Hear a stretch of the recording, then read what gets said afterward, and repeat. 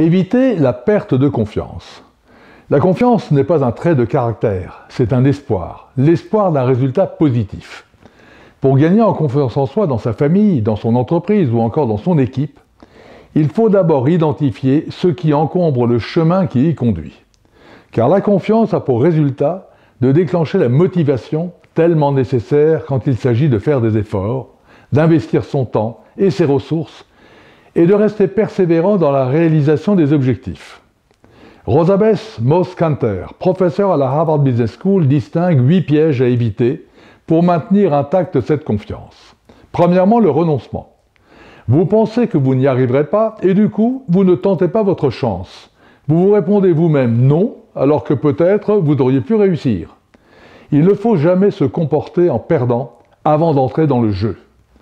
Deuxièmement, des objectifs trop élevés ou trop lointains.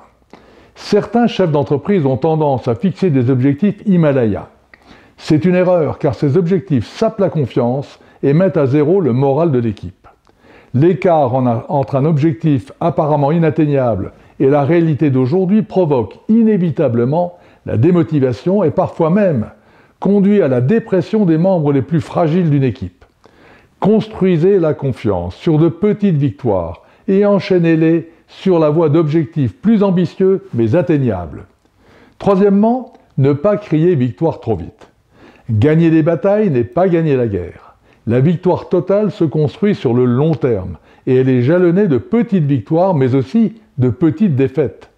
Ne relâchez pas votre concentration sur l'objectif final quand vous en franchissez les étapes qui y mènent. Quatrièmement, ne pas tout faire soi-même. On ne fait jamais rien de grand tout seul et sans le soutien des autres. Ne vous comportez pas en star. Valorisez toujours tous les membres de l'équipe, sauf à accepter de laisser se développer en son sein des sentiments d'injustice et de jalousie, source de conflits. Construire la confiance consiste aussi à associer les autres et à créer une ambiance valorisante. Cinquièmement, faire des reproches. La confiance repose aussi sur l'acceptation de la responsabilité à 100% de sa propre situation et de sa conduite. Même dans des circonstances difficiles, il faut assumer. Rendre responsables les autres d'un échec est vain et crée une perte de confiance qui, de plus, transpire très rapidement hors de l'entreprise. Sixièmement, être sur la défensive. C'est une chose que d'écouter et de répondre clairement aux critiques, c'en est une autre que de vouloir se défendre avant même d'être attaqué.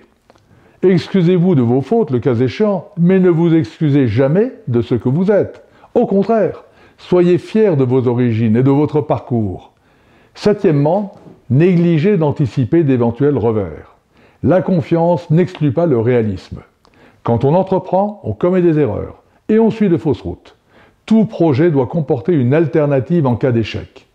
Huitièmement, la prétention. On dit que la confiance est un juste milieu entre le désespoir et l'arrogance. Maintenez le curseur au centre. L'arrogance est la pire des postures, celle qui, au-delà de son côté déplaisant, vous rend sourd et aveugle aux forces du changement. Il n'est bien sûr pas suffisant d'avoir confiance, il faut aussi faire le travail. Mais quand vous êtes habité de l'espoir de réussir, vous avez le courage d'essayer de nouvelles choses, de former de nouveaux partenariats, de quitter votre zone de confort. C'est ainsi que vous élargissez votre horizon. La confiance part au galop et revient à pied, dit la sagesse populaire. À bientôt!